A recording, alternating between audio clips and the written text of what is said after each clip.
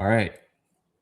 So there's this quote by Teddy Roosevelt that says, "The credit belongs to the man who is actually in the arena, whose face is marred by dust and sweat and blood, who strives valiantly, who errs, who becomes short and short again, but who spends himself in a worthy cause." Um, as I was preparing for this podcast, and honestly, just recently in general, this quote has been on my mind. The man in the arena. I was talking with my friend Will about it a while ago, and I just love this quote, and I think it kind of fits you in your life. He also goes on to talk about how it's not the critic who counts; it's the man who's actually in the arena. And I know you've had in your journey, you've had critics and people that didn't believe in you. How can this quote? How does the principle of it apply to what you've learned and gone through?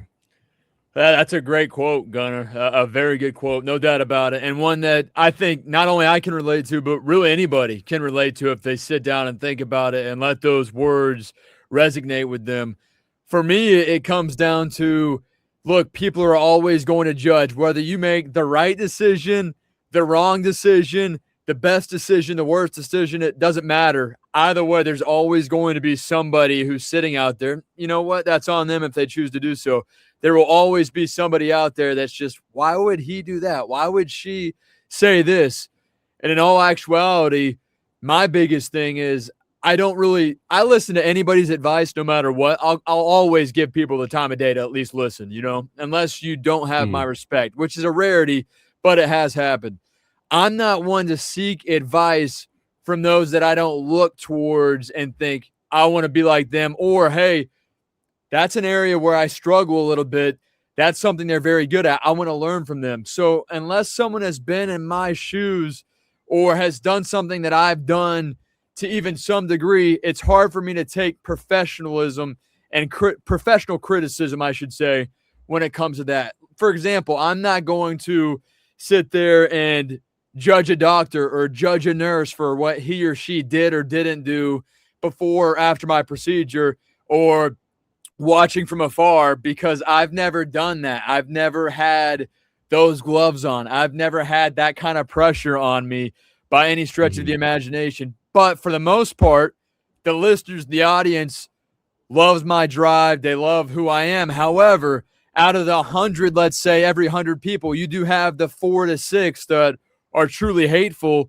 And for example, the other day I was giving a take on why, and this is bold, I understand, I still think this quarterback is good, but I think he's a bit overrated when you look at his overall recipe, overall career. I think Brett Favre, a very good quarterback, but I do believe he's a bit overrated. Most people say he's a top 10 to 12 all-time guy.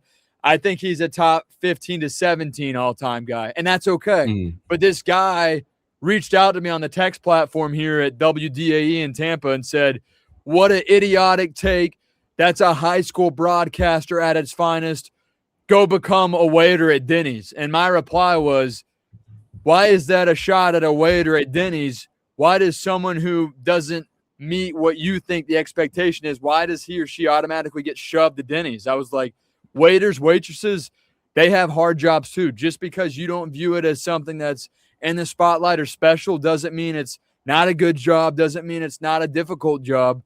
And this guy discredited my take, discredited my career as a broadcaster just because he disagreed with one statement, right? And so when someone like that says something to me, I just kill them with kindness. Hey, thanks for listening. Thank you for taking the time out of your busy day to text in and tell me how much you don't like me. We appreciate you listening to DAE, because at the end of the day, that's more telling about that person. And he really can't judge me, in my opinion, for my professionalism or lack thereof if he's never done something similar to what I'm doing, is how I look at it. He can judge me based on my character, my decision-making, how I treat others, but to sit there and judge me based on my career when this gentleman has never done anything in this business, I don't think that's fair, because I would never do that for a garbage man. I would never do that for a lawyer, a doctor, whatever the case may be. And that's where that particular quote resonates with me. Honestly, that's a great perspective and kind of a new angle, that because I've talked to a lot of people about this quote recently because it's been on my mind, and like having that perspective of how everyone is in their own professional expertise, and like it's like you can't really criticize someone that you aren't in their profession over. That I mean, that's a take like that. I could definitely see people giving you heat for, but I mean, being able to take that heat is, I guess, part of any profession like that, and being able to understand that it's not the critic who counts, but you're the one who's actually in the arena. You know, That's a great way to look at it. And same thing for a doctor, same thing for whatever the case may be. Like they're actually, like you said, in the arena, they are the ones that have the boots on the ground. So yeah, I love that quote. I had never really heard the full quote. I had heard bits and pieces of that before, but the full quote, man, that's a great quote right there. I know it's really cool. So yeah, Chris, it is an honor to have you on the podcast. This is now episode 4, I believe, of the Dialed But Alive podcast. And for those who are listening, this is actually my first time like face to face speaking with Chris. I've heard about you all the time. We grew up in the same town in Blairsville. Chris is, correct me if I'm wrong on any of this, I have notes here, but executive producer of the Drive with TK Roz. Yeah, T-Kraz, yep.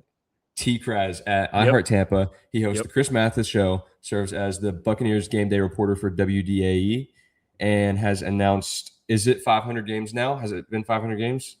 It will be soon, but man, it's been sitting at. I had to make some sacrifices to chase this dream down here to hopefully get to the next step.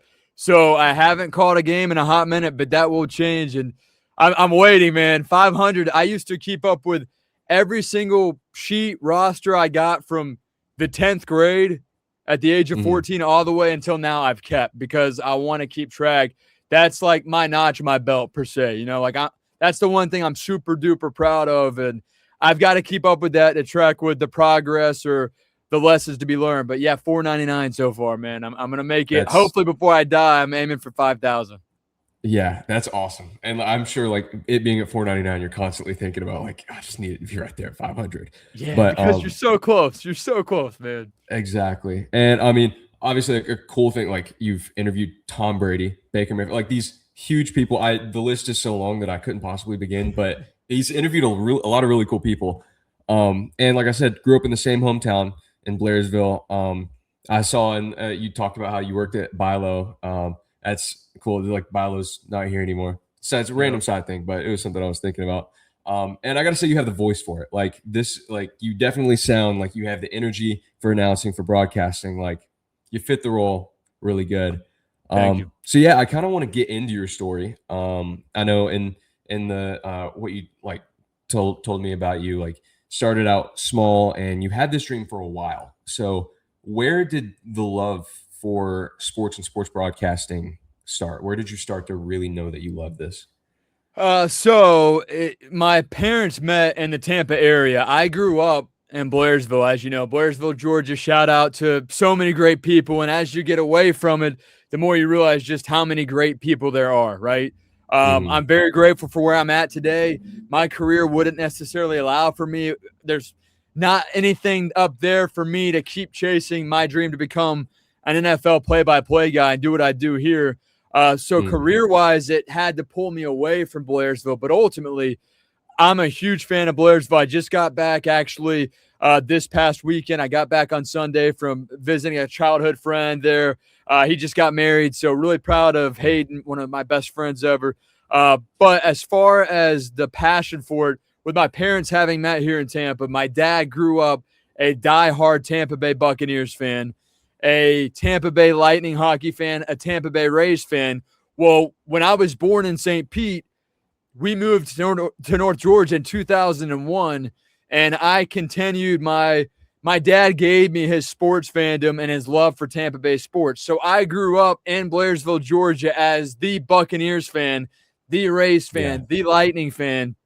And so at the age of roughly 11 to 12, in that range, I knew like I want to have a career in sports to some degree. And I wasn't the best athlete by any stretch. I was rather small until after high school. My senior year, I grew 6 inches in height. Before then, I was the tiniest kid in my class. Like it was, but I could throw football pretty good. I'm not going to say I'd be that dude. I'm not a Cole Wright. I'm not saying that, but based on never having played sports, I felt pretty good about it. So I'd play pickup ball and stuff with the guys in Blairsville.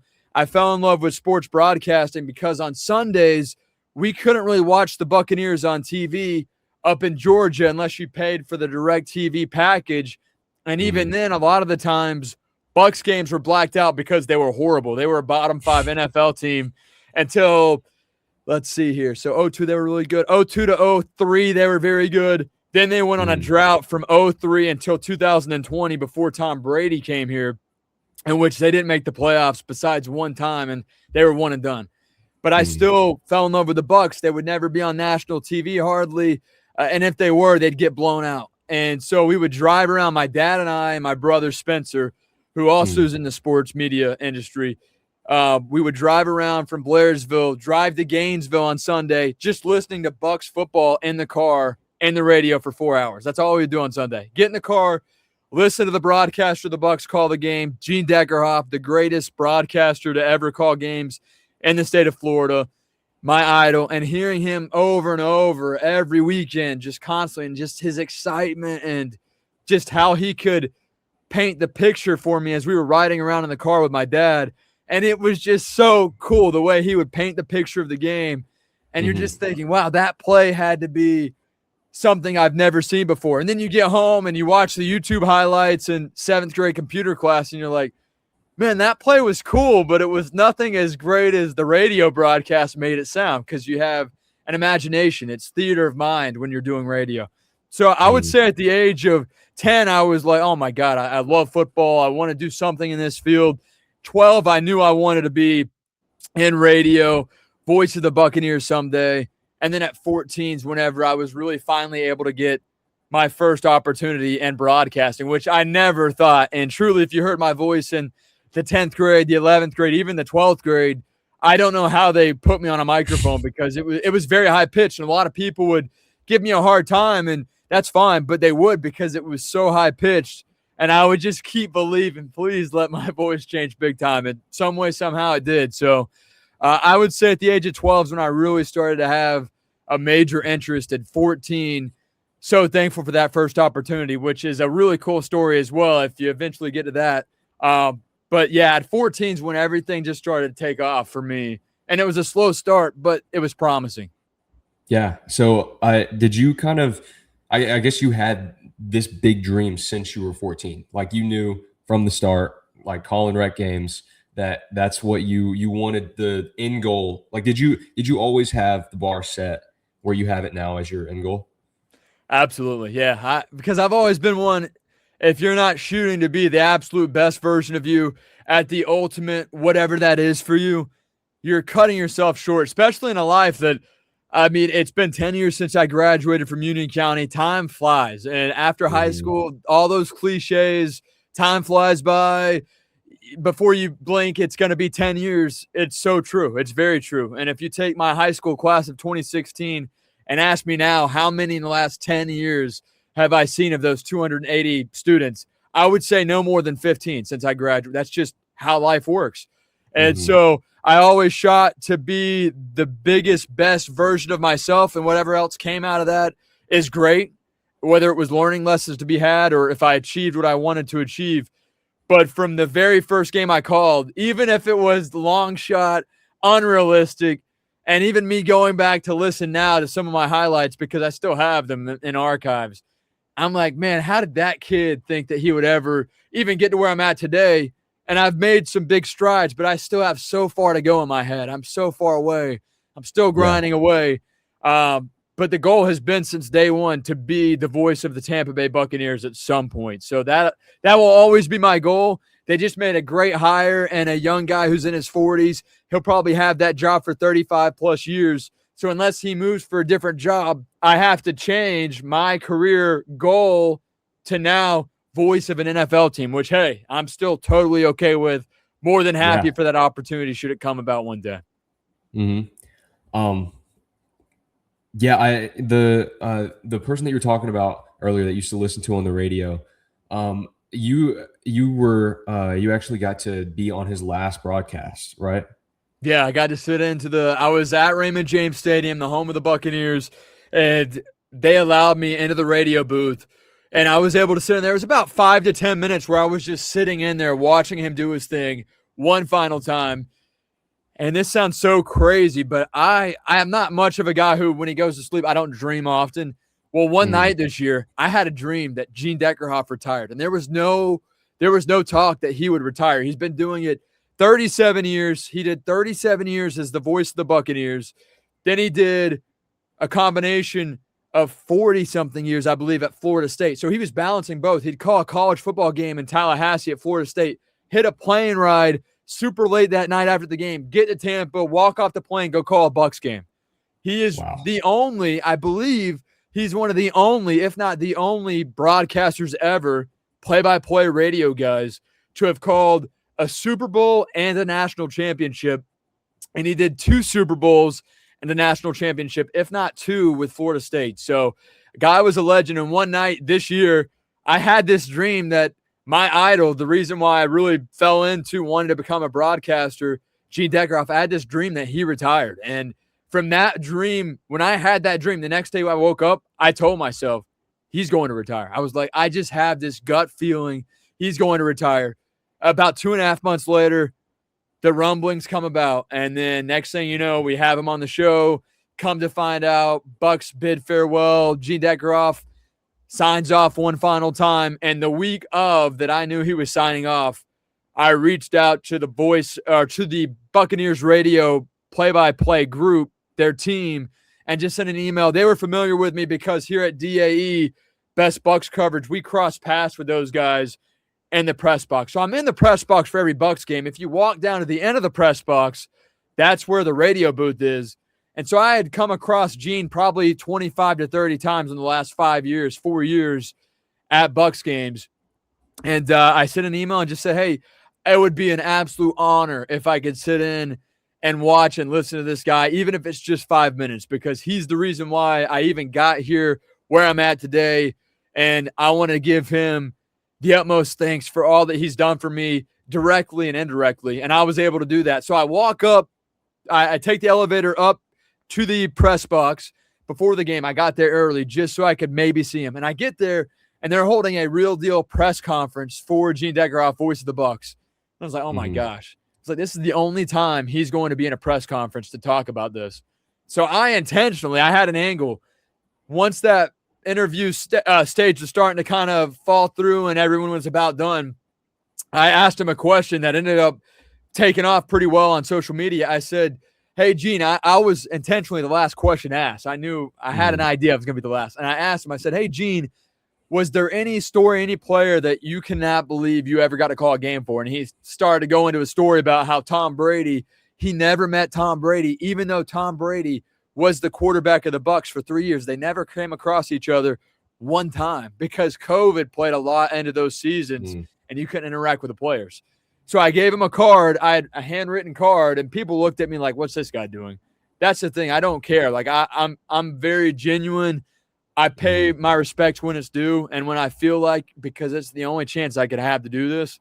I gave him a card, gave him a hug, and just told him thank you. And I said, one day I hope to have half the career you had, and rest is history. Gene Deckerhoff, final call. It ended in a Bucs victory and his last ever game called, and it was awesome. Then we had him on the show the next week. I was like, hey, I'd love to have you on our show. He came on the show, and he mentioned the last ever radio call he ever did. He rapped the host of our show, The Drive. His name is Tom Krasnicki, a legend here in Tampa, and my name into a play. He's like, Krasinski fumbles the football. Mathis picks it up. He takes it into the house. Touchdown. And so technically that call of my guy, Tom Krasnicki, and me picking up the football in this hypothetical play that Gene Deckerhoff announced was the last ever play that Gene Deckerhoff announced on the radio. So it was unreal. That's awesome. Unreal. Yeah. So that's Gene Deckerhoff for you.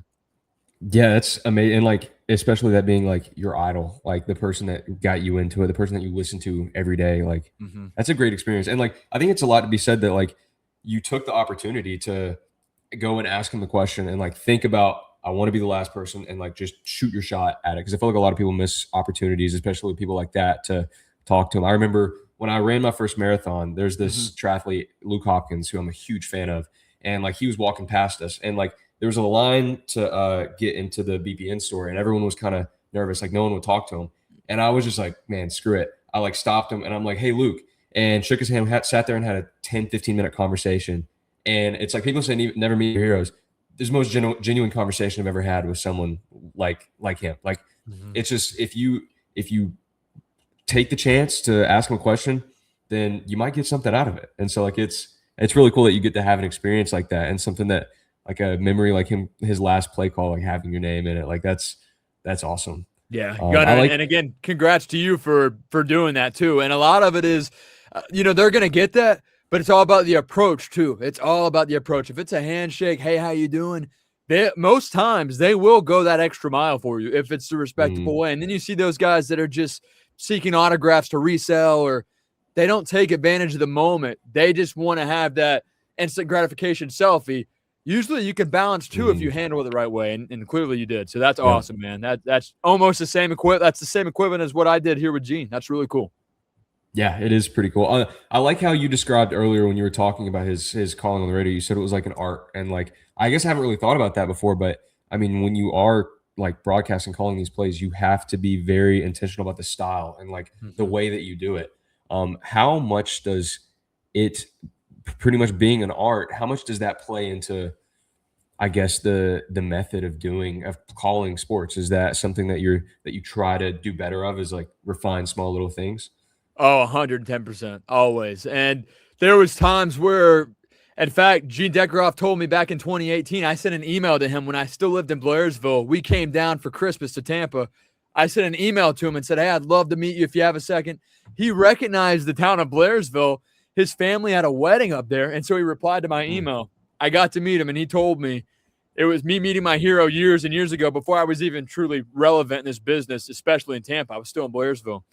And he told me, never turn down an opportunity at this stage in your career to be on a microphone calling any game. Softball, baseball, basketball, doesn't matter. You do it. And so I took that advice and I ran with it. And then I embraced that advice. And there were times where I was calling volleyball matches, which volleyball, a very challenging sport, but it's not my cup of tea. I want to be football, maybe baseball, some basketball, but it also elaborated into me calling softball games as well, and me owning the moment. Like, hey, today I'm going to be and sound like the most knowledgeable softball guy there is. When she comes up the bat, it's going to be, man, this guy's been doing this for 20 years. In reality, it was my first year doing it. It was all in the delivery, the approach, and it's all in the storytelling and being very communicative, very transparent with what you see, telling it as you see it, and letting your raw emotion show. And if you truly love the sport, if that play or that moment, that home run was that big to you as a broadcaster, when you let it out, the audience listening will feel that as well. They're going to understand the magnitude of that moment as well. Where there are other broadcasters, which there's the color broadcaster, there's the play-by-play guy. Play-by-play guy, which is what I love to do, and that's what I plan to do at the next level, is the one that's telling the story live as it happens. Here's the play. He threw a touchdown pass, get all excited, blah, blah, blah. Then the color commentator, he adds in, hey, here's what the defense and the formation was. This is what the quarterback's looking for that moment. I feel like when you're the guy that's the play-by-play commentator, you've really just got to paint the picture as if nobody's ever seen a football game in their life, and you've got to let it fly and just tell the story exactly as it is. And I would approach every game as if it was my last. I'd still get butterflies every single game. I still do to this day, because it's what I love to do. And the older I get, the more I realize you cannot be perfect, but my drive and aspiration to have a perfect broadcast or a perfect moment or a perfect regimen is my number one thing. Because if you set yourself up, and if I set myself up for success, if failure comes with that, I can take it. But if I fail myself and the process or the preparation, and then I have a bad day, I can't be mad at myself because I let myself down from the jump. So I always put myself in a good position to be as prepared and as proactive as possible to try to succeed in any way, whether that's how I treat people, or that's how I talk to my family, my friends, or I go about business and radio, or just networking with people, wherever the case may be, or interacting with fans when I go out in public. However that is, I want them to know I tried and I put my best foot forward. Yeah, that's awesome. I actually another quote by Nick Bear is fail to prepare, then prepare to fail. And especially when it comes to like yourself, because when you're doing anything, it comes down to who you are. And I feel like someone can try to be a person that they're not, but you can usually see through it. And whatever you're doing in life, whether it's sports broadcasting, whether it's training for a race, whatever that is, I mean, how you do the thing that is your passion is always going to come back to who you are and the values that you hold. So, I mean, it shows that like that is your passion. And my favorite thing is to talk to people about something that they're passionate about, because it's always best conversation. So it's like, it's great to hear this, and like how passionate you are about doing this. Well, and like you said, one of the big things about dealing with your passion is you're going to take failures and learn from it. So I would love to talk about when you first applied to be at iHeart, when you got rejected the first time. Kind of walk me through that and how you felt about it, how you handled it, all that. Yeah. It was tough because I felt like I put my best foot forward. I really felt as if I was going to be the guy, not because of what everybody else was or wasn't, but just because I felt like it was my time. And so I had this gut feeling. I had a great group of friends up there, some that really helped push me to that next level, some that I would have these next level conversations with, right? Those that I'm looking for advice and taking a big step from. And aside from my family and my immediate friends, they're fantastic. Like, they've always been in my corner. They've always given me advice. But whenever I went out and sought it from somebody else, one of my favorite mentors, and he wasn't even a mentor, but I just called him my mentor, Jason Clemens from Sunrise Grocery, one of the greatest businesses in Blairsville, Georgia. Has nothing to do with broadcasting or radio, but his life advice and his ability to recommend taking these calculated risks help inspire me. Every day leading up to, actually, let me take that back. Every Tuesday leading up to me applying and eventually moving to Tampa for iHeartRadio, every Tuesday, I would drive 25, 30 minutes one way to go to Sunrise Grocery, get an update from Jason, give him the latest on what the emails are like, how I'm feeling, and he would just tell me like he saw it. And so I did that for roughly a year while I was getting ready to apply. I was like, hey, I have this feeling I'm going to apply soon. I'm like, there's an opening. It was part-time, 12 hours a week. I was going to move my entire life, the comfort of Blairsville. Yeah, and no shame, I think at the time I was 21, I still lived with my parents because I knew my first move was going to be my first big move. And I didn't want to move someplace within Blairsville knowing any year now, within a year, maybe two max, I was going to make a major move. And so my parents were all on board with that because I was driven. I was working several jobs and continuously just chasing after my dream. And so I was smart with any dollar I got, any paycheck I got. I saved 50%, balancing a couple of jobs just so I could take this risk. And so I had, just giving a rough idea, I had more than $10,000 in the bank just for my Tampa move that I had saved and earned. Like, that's how bad I wanted this. And so it's a 12-hour-a-week job. It was very risky for me to potentially get the job in the first place or to even apply. And my parents, they were supportive of me, but they were like, hey, look, as we know, it's a very cutthroat industry. You're going to get down there, work 12 hours. It's not great pay to start, and you're a part-timer in addition to that. Like, can you afford to make ends meet? And so we ran through every idea possible. Even Jason Clemens, like my parents, Jason Clemens, hey, go pick up a job at Chick-fil-A, go work at Chick-fil-A till 4 o'clock in the afternoon. Hurry back over to the station, work 3 hours, 4 days a week. And I was on board, and it's hot in Tampa. I mean, I was willing to sit outside the drive-thru. I was willing to make that sacrifice, take that risk, if it meant even getting my foot in the door here at iHeart Tampa Bay. So I applied for it. I knew it was a long shot because from a business perspective, they see a guy, 21 years old, tons of radio experience, but not a lot of life experience from his hometown, right? I was very transparent with them. I still lived with my parents. I had saved up a good chunk of change for this opportunity. And so I applied. I did an interview via Zoom, did it at Meeks Park. I had 5 interviews. I drove to Meeks Park every time on my lunch break. while up there at a great radio station, WJRB, WJUL. I drive to Meeks Park, go do my interview, and I thought it was going places, and I really did. And one day I got an email, and it was something along the lines of, "Hey, Chris, really appreciated your interest." And I had such good feeling about it. I thought I was the guy. And I also thought I'm going to have to make some serious choices to balance my life and expenditures. And it was going to be extremely difficult. And so when I got that email, I was heartbroken to the point, and I am a very sentimental person, but pain, whether it's physical or mental pain, it doesn't make me cry. But sometimes sentimental stuff will, right? And so this was the one thing that wasn't sentimental that I got in my car after work that night, and I shed one tear. One teardrop fell down. And I remember I was driving, and I was passing by the red light in Blairsville, KFC. I'm driving underneath the red light. Nobody on the roads. It was like 10 o'clock at night. And I didn't talk to really anybody when I got that email. I kept quiet. I was trying to digest, what do I do?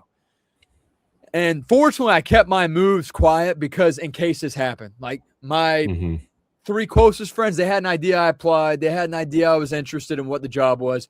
My parents, my grandmother, my grandparents, they knew. My brother knew. Other than that, I kept it all under wraps because just in case that didn't happen, I didn't want the pity. I didn't want that distraction for me having to suck it up and go back to work the next day, you know?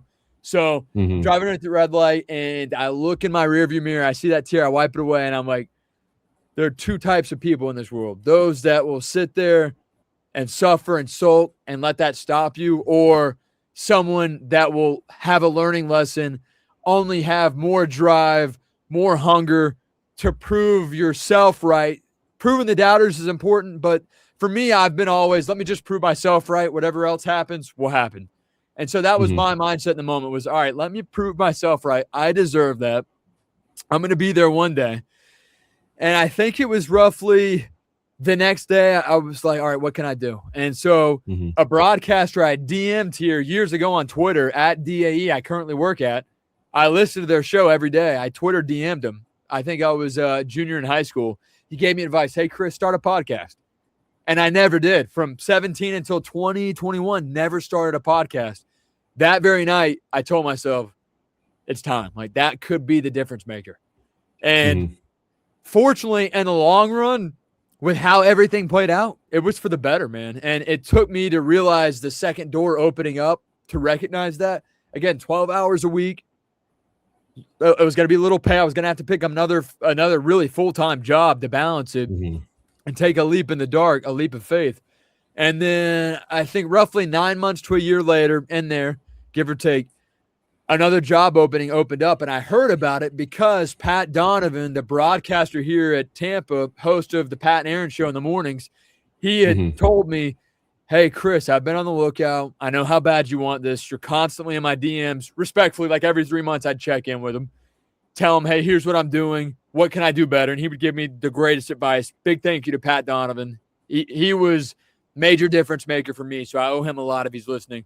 But he told me, hey, get on that podcast. I'm just letting you know there's a job opening coming about. I'm hearing rumblings here at iHeart Tampa. I don't really know what exactly it's for, how many hours. It's going to be a producer role, but it's opening. And so I was like, oh, my gosh. So I had applied. I went through the application process, and I thought, okay, let's see what this happens. I did my first interview. They were pretty quiet about what to expect the first interview because they just wanted to get an update. Hey, what's new with you, Chris? What have you done differently? How do you feel? Are you more susceptible to moving? Do you feel better if we were to say, hey, you get the job tomorrow, how soon could you get down here? And in my head, I'm thinking 2 weeks. But now after not getting that job the first time, I said, I'll be down there tomorrow if I have to. Yeah. And so that was interview 1. Interview 2, they told me a little bit more. And then interview 3, they told me, hey, that guy you Twitter DM'd and asked for advice? It's to produce his show. And I was like, oh, my gosh, no way. So I went through 4 or 5 interviews. They offered me the job. I think it was February 22nd, 2022. I walked into the iHeart building here in Tampa and walked in. There's Pat Donovan and his co-host Aaron Jacobson. They're on the air. They have no idea, first off, that I was in the running as a top 5 candidate. Second of all, they had no idea I took the job. Third of all, they had no clue I was in Tampa and was going to show up mid-show and surprise them.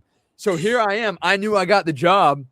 On my podcast, I intentionally set it up to where I could interview Pat Donovan the week before because I knew I had the job. He didn't. I did a Talk to Him Tuesday episode with Pat Donovan, asked him all these questions about how can I get where you're at, this and that. He gave me all the advice I could ask for, and he had no idea that I was just trying to get to know him a little bit more before I took over as producer of their show.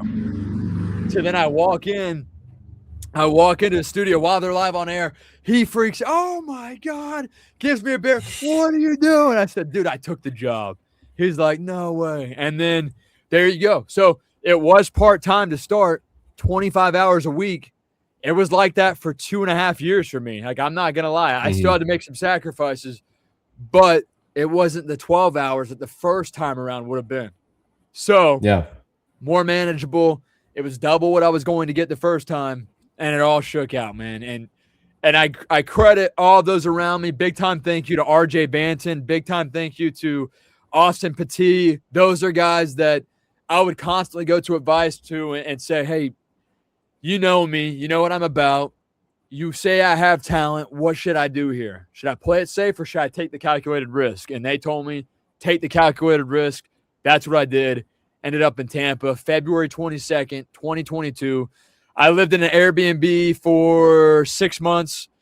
I ate rice and tuna out of little bags for lunch and dinner for 6 months straight just to try to make ends meet.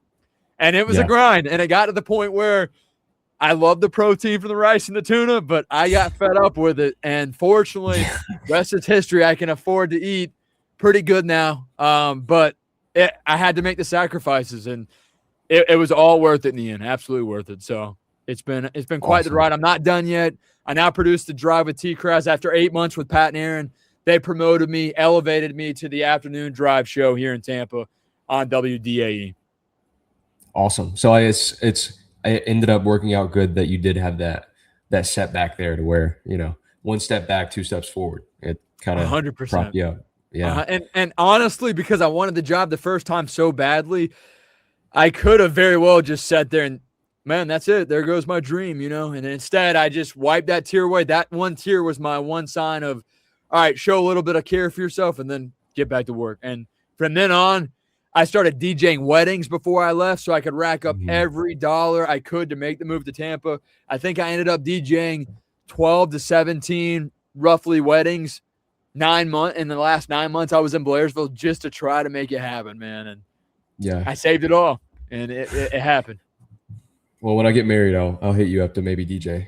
Absolutely. Now, I will say, and I let everybody know this, I'm a fantastic MC that can play great music, but I don't, I'm not breaking it down, but I got a great feel for the crowd, and I'm great at hosting the event. So, and everybody at first would say, we know you, Chris. We think you're going to do a great job. They were still a little skeptical. And then by the time it was over with, they're like, wow, why even say that? You didn't have to say that. You were awesome. So just keep in mind, but absolutely. Yes, I would definitely do that, man.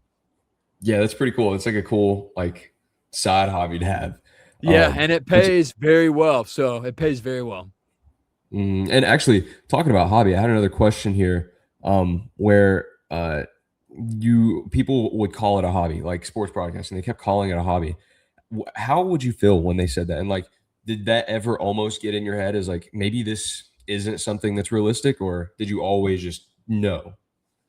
That's a great question. So when I was working as a bag boy cashier at Buy Low Turn Food City, I was calling all those games at Union County Rec Department, the middle school at Union. I did JV, varsity, the whole nine. I was trying to rack them up. And parents would come up to me and just tell me, hey, you did a fantastic job. They were very respectful about it, right? Like, you're our favorite bag boy. You're our favorite cashier. And I strive to be the best at everything, not better than anybody else, but just the best me, right? That's always been my goal, just the best me. And so I took pride. I approached grocery store employership and being a bagger and a cashier as I do my broadcasting. I just want to give it all I got. And people thought that was funny, but I think how you do anything is how you do everything. I think it's telltale. And so great families, great parents would come up to me and thank me for how good I was doing calling the games. And I love to listen to you. And there became parents that would go to the games and put earplugs in and listen to the radio of me calling while they're at the game. And for me, that was the coolest compliment ever, because you're at the game, you want to hear the energy, the environment of the crowd, and here they are. I'm going to sit here, not even listen to the crowd, and listen to Chris call the game. And big time shout out to the late, great Summer Wright, Cole Wright's mother, one of the greatest women I'll ever meet. Obviously, just heartbroken. That was another day where I cried, where I found out that she had passed away. But she was one of those that would go to the game. I'll never forget this. Put the earplugs in, go up to the press box, give me a bowl of Oreos, deep fried Oreo balls. It was awesome. So thankful for her. But they would tell me at the grocery store, man, you found a great hobby. This is something I never knew any kid would want to do. And at first it was like, what are they talking about, hobby? Like, I'm going to make this I'm going to strive for this to be my everyday, this is what I do. And yeah, it took a lot of years to get to where that was reality for me. But I would tell myself that. And I think there was a time where maybe 4 or 5 months where I didn't get that next step, right? I didn't take that next step. No new opportunity came about for me, where I thought about, maybe this is just a hobby. Maybe this is just a great hobby where I can work weekends with it. I can work evening games, but maybe I'm a salesman during the day, or maybe I work at a bank. I'm a teller at a bank during the day, then evening turn sportscaster. And I was never satisfied with that at all. Like, I wanted more than that. I still do to this day. But I was to the point where for a little while, I thought, if that's how it ends up, worst case scenario, I can live with that as long as I keep chasing it. As long as I'm still in it, as long as I'm still relevant and growing, I can live with it. I'm not satisfied. I can live with it. And then roughly a year into broadcasting, I started to realize, because at first this is not a hobby. Then about 6 months in, I was like, all right, no new moves. What do I do? And then after that, it was, man, I'm not sure what they're talking about. Like, I will make this, I'm willing to do anything and everything it takes to make this my everyday career. And I just stuck with it. If they wanted to feel that way, they were entitled to their own opinion. And I would just say, hey, thanks for the support, And there you go. That's how I handled it. Yeah, that's pretty cool. I like the quote, and this is actually my senior quote. It was, after all, there is no finish line. So it's like, it's not just a hobby. Like, it's because referring to your passion, like, there's always going to be more to go to. Like, there's like, yeah, I mean, you saying that, like, obviously you've made insane strides. Like, you're a great position, but like, there's always more. Like, there's always something else that you can get to eventually, like you said, if you just want like half of what a career of Gene Deckerhoff had. I think, I mean, I think you could go as good as that, call Super Bowls, all of this stuff. That would be absolutely awesome to see. That's a great point. That's a really great point. And I think the issue, and I can't wait to see you in person if you're still able to attend when I give my speech Friday, August 28th, Union County Fine Arts Center. I'm super grateful and honored to be in that position just a day before my 10-year class of 2016 reunion. I think that's something I'm going to hit on, because success is measured by everybody differently. And I think it's hard to tell, especially if you're looking at it in a negative light, to dictate who's successful and who's not, because there are people that are maybe not having great career success, but how they treat their friends or family, they're successful at that, or how they handle their lifestyle or their health and fitness, they're successful at that. I think people, and we're all our own biggest critic, and I'm my toughest critic for sure. Like, people tell me, oh, you're so successful. Like, when I go back to Blairsville and they tell me that, here I am. I'm like, dude, I have yet to call an NFL game. And my book, I'm not to where but you're right. There's never going to be an end goal. And even if I get there, when I get there, will that be the end of the line for me? Probably not, because I want more. Like, and as long as I'm alive, I'm going to keep chasing for more. Yeah. Yeah. That's awesome. And like some of the things that you have done, I kind of want to walk through, touch on the big one, talking to Tom Brady, like how, I mean, I don't even know where to start. You just kind of tell me about that. So it was crazy. As I said earlier, I lived in an Airbnb, very hot place. There was no AC upstairs. I lived upstairs. It was hot. Tampa, Florida, humidity. Oh, my gosh. Well, there was one day where Tom had won the Super Bowl in 2020, just the season before I got here. Actually, 2 Mhm. years before I got here. He did 2020 his first year, won the Super Bowl. 2021, the next year, got snubbed of the NFL MVP, lost to Aaron Rodgers. They made the playoffs, didn't get far. Then the third and final season of Tom Brady was when I was getting set to move down here. So I moved down here the February before his final NFL season. And so Mhm. when I was moving down, there was rumor that he was going to retire, was unsure he was coming back, whatever the case may be.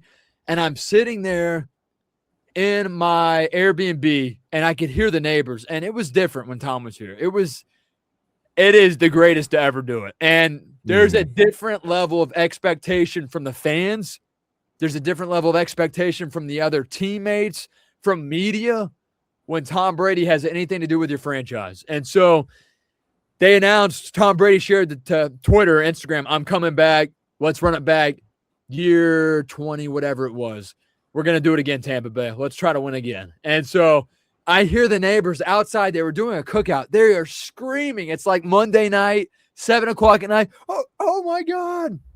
Tom Brady's coming back. And I was like, wait, what? Go to Instagram. There's the post.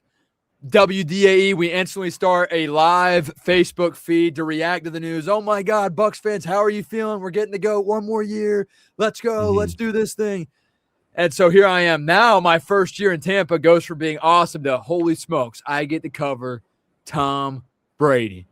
Yeah. And so how this works is training camp before the official practices get underway. It's about a 2.5 week period where all the media gets to go and watch the Buccaneers practice. And so here I am. I show up to practice. There's Tom Brady. And I've seen other quarterbacks do their thing. They're good, right? They're good. They're in the NFL. Yeah. They're still amongst the best athletes in the world. Even a bad QB3 on any depth chart is one of the greatest quarterbacks in the entire world.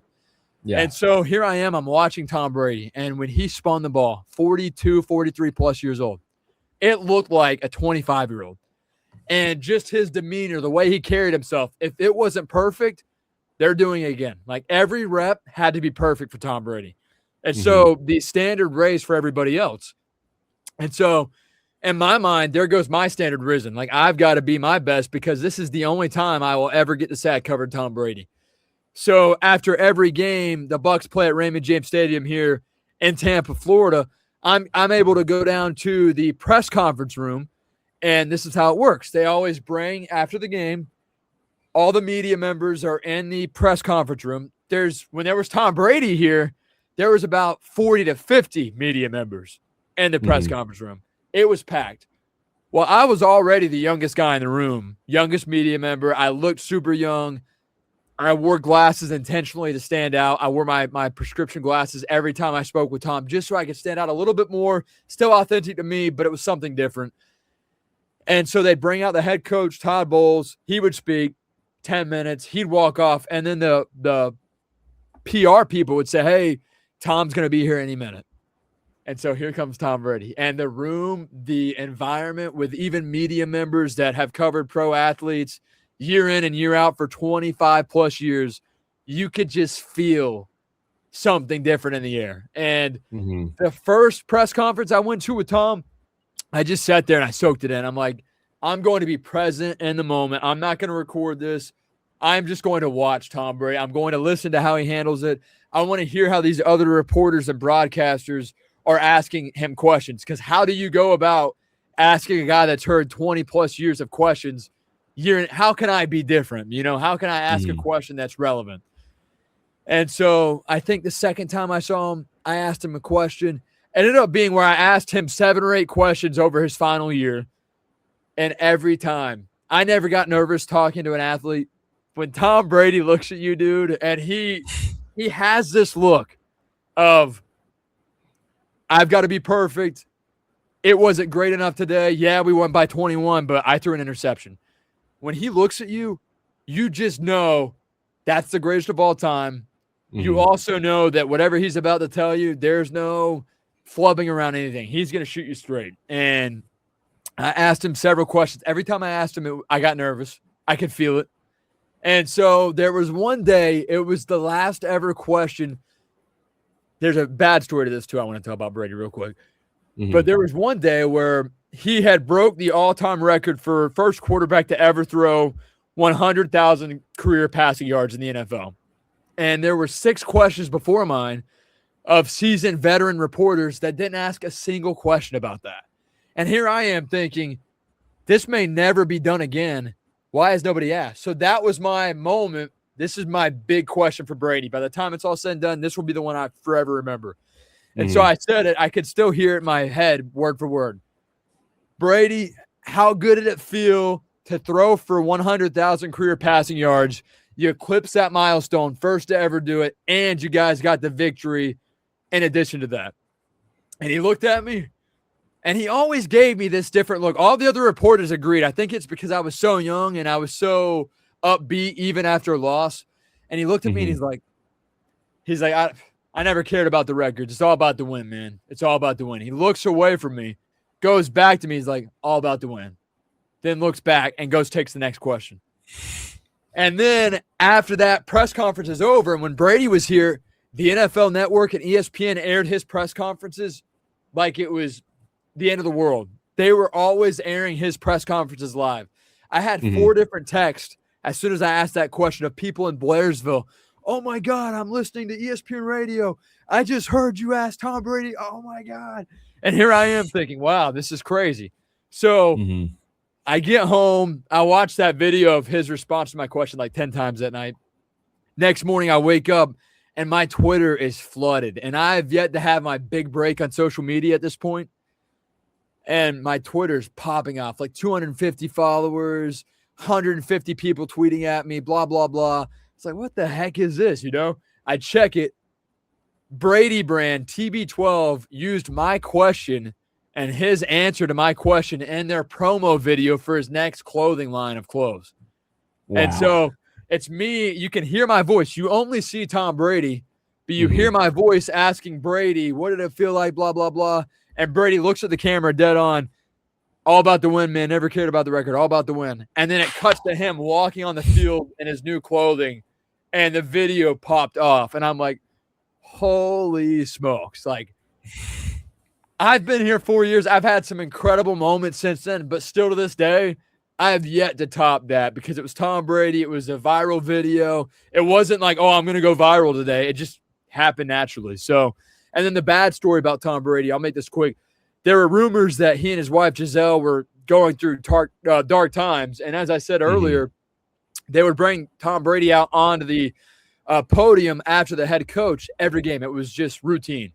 And so one game where these rumors were really heating up, Tom looked terrible the game. It was a Thursday night game against Baltimore Ravens, 2022 season, final year in the NFL. And he looked bad. And after the coach, Todd Bowles, walks off the stage, we were all waiting. Hey, when's Tom going to come out? The PR guy comes up. He's like, hey, Tom's going to need a little bit. And I was like, what? And all the media members are saying, we've never seen this in 20 years as reporters for the Buccaneers. I was like, that's odd. So usually the quarterback, how it works is he comes out of the podium. After he's done, he walks, he leaves the stadium. You go into the locker room. You can talk to any player you want, but the quarterback is never in there, ever. So they just told us Brady is going to be a while if he does talk, and it would be a while. So we're all like, all right, let's just go to the locker room and go talk to the other players in the meantime. We walk in, and Brady's in his locker looking as depressed as one man can look, honestly. He looks like he practically died. He did. He looked defeated, not just from a terrible game, but he just looked like a guy who is not on top of the world anymore. And he had his arm up over his locker. He was shaking his head, looking at his phone. Everyone had an idea of what was happening, but you can't just say it, especially when you're on the radio. You can't say, oh, they're getting a divorce, because if you're wrong, you lose all credibility. Next morning, we wake up, breaking news, Giselle and Tom Brady file for divorce. And then you look back on it. Hey, he played really bad. After the game, he looked depressed in his locker room. So I was there Brady's game before the divorce talk came about. It was crazy. And to see someone so on top of the world world at his fingertips is also truly human in a moment like that. Just as any dad, any young person that aspires to be a dad listening to your podcast right now would feel over a divorce that catches them off guard. He is just human at the end of the day. And that's something I have learned too about pro athletes, big time reporters, actresses, actors I've met, musicians. At the end of the day, no matter what they've accomplished, they are just people like you and I are. And I think that us, even as fans, even as people that appreciate and admire what they do, we need to do a better job of just realizing when it comes down to it, they're just a person that happens to be a badass and they're great. But when it comes down to how they handle happiness or sadness, we're all the same. When they die, all the same, you know? That's get chills talking about that. It's one of my favorite topics. And like the name of the podcast is Dialed But Alive. And that's kind of like the whole idea is like there's these people like Tom Brady, or anyone that aspires to do anything that requires hard work. You need to be dialed in. But at the end of the day, you're alive. Like you have to let yourself live. You're not going to be perfect. You're not going to always wake up and feel good. And funny enough, this conversation that I talked about earlier with Luke Hopkins at the Austin Marathon, this quote came from him because I'd asked him, I was like, look, I'm running my first big race tomorrow. Do you have any advice for me? And he said, listen, man, he's like, don't stress it. He said, you need to be dialed in, but allow yourself to live. He was like, don't take it too seriously. Go out there, enjoy the energy. And like, I love that aspect of like, every day you put in the work, you go for your passion, you do what you need to, what you have to do. But like you're alive, like you're human at the end of the day. And we can learn that from people like Tom Brady, like going through, I mean, someone who from the outside looking in, a 100 millionaire, you know, the greatest to ever do it in football, had a family that like, you know, from the outside looking in before this, you wouldn't thought anything, but now it's like the walls caving in and it shows you that even the highest performers, they're human too. So I love that. I love that as idea. And I people always, even those that never talked to me in high school, but will reach out. I'm so appreciative and can't believe they keep up with me. It's like, wow, you guys care about what I'm doing and who I'm. That's really cool. That means a lot, you know. But a lot of the times it's always, wow, you met him, you met her, you spoke to him and her. Like, yes, I did. Right place, right time. I'm in this industry that allows for it if you do things the right way, if you stay true to yourself, if you grind for it, if you work hard, those things come about, right? And it sounds far-fetched until you're in it, and then it becomes just what it is. And so, like when I witness these pro athletes, musicians, whatever, coaches, reporters, broadcasters, when you see them, and you know that they're people just like you and I are, just like someone who's working at fast food, just like someone who's a teacher trying to inspire the youth. When you can realize that they all go through the struggles that you go through in different ways, yes, but they do still have to deal with what we go through. And they handle things differently, but ultimately the principle of it all, we all deal with death. We all deal with happiness, sadness, struggles, failure, success, victory. They can do certain things to a different extent and go a little bit further than the average person can, right? Because of their money, because of their connections. But when it comes to it, they're just like you and me. And I wish, because after talking to all these legends and broadcasters and athletes, that's one thing I really wish I could get through people's head is, hey, at the end of the day, they are just like you and me. And I want people to realize that. And a lot of it is you talk about the guy that you look up to and you just spoke about with his quote and you had that moment with him and you spoke up to him and you went out of your way to say hi. The way you handled that is the way that just about anybody who would have taken that calculated risk would have received payout from. If anybody takes that, problem is most people are too scared. Most people are what if. And yeah, for every time that you have that success, that little victory of getting that opportunity, yeah, you're going to have times that you fail. Look at Major League Baseball. You can hit 3 hits and 10 at-bats, and you're still a Hall of Famer. You are still a Hall of Famer. So it's about just taking a risk. I call it calculated risk. I don't just go out there and take risk like nothing matters, especially now. But I take calculated risk, and you took a calculated risk. Only thing you lost there is if he had to run, hey, sorry, I got to go, or that's worst case. And yeah, you would have been bummed because he's your hero, but seems like you also recognize most of these things I'm talking about, you probably would have just said, hey, I'm bummed it didn't work out for me. But he's got a lot going on right now. He's at a big event. He's talking. He's showing up. Everybody wants to see him. Exactly. It's actually, I had a situation where that happened. I was in New York and I was at a breakfast spot on Times Square, and Michael Strahan walks in, and I was like, whoa. And Dad was with me, and Michael Strahan walks past us, and Dad like taps him on the shoulder, and he doesn't respond. And so I'm like, okay, I could go talk to him. He's obviously like kind of in a rush or something. And I'm like, you know what? Screw it. And so I went over to him, and I was like, hey, Michael, big fan. I was going to try to have a conversation. And he goes, sorry, not a breakfast. And I was like, completely understand, and walked away. So it's like, took the shot, just a windy day. So, Yeah, you took the shot. Happens. You realized it was at breakfast too. Like, you're right. I'm going to walk away. Exactly. It happens all the time. So that's just something that I wish and I hope people can take away from. And that success is measured in the eye of the beholder. And that anybody who's listening right now, they can and will be successful in whatever they do. A lot of my friends, sadly enough, throughout high school, middle school, throughout all these years after, they compare themselves to what I've done. And that's not fair. Like, that is absolutely not fair to them, not fair to me, because I feel like they have, like, look, you've got a family. Look, you're balancing 2 jobs. You're doing this job. I could feel like, yeah, I could do, but I wouldn't have it like you. You're busting your tail. You're kicking ass. Everyone has to realize that it's all measured in the eye of the beholder. And I wish that the level of success was measured more fairly based on each person. I think that's something too. I wish that the average person, anybody listening, would catch on to.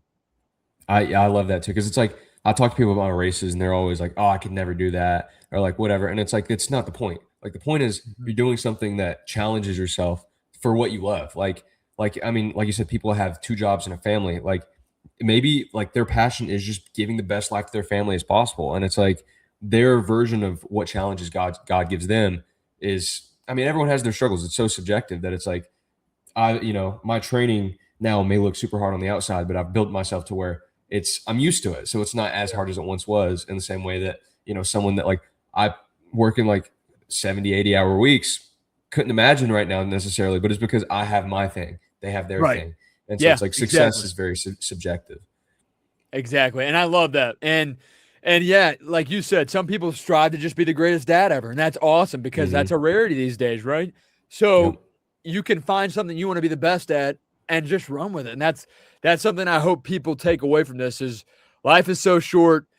Literally, by the time I click out of this podcast, I drive an hour and 20 minutes roughly every day on the interstate, where there are tons of wrecks. Literally anything could happen to me right now. We're talking about all these great things, and then blink of an eye, it's all history. It could be, and that could be for anybody out there. So got to take advantage of every breath as if it's your last, because in this world, you truly just never know.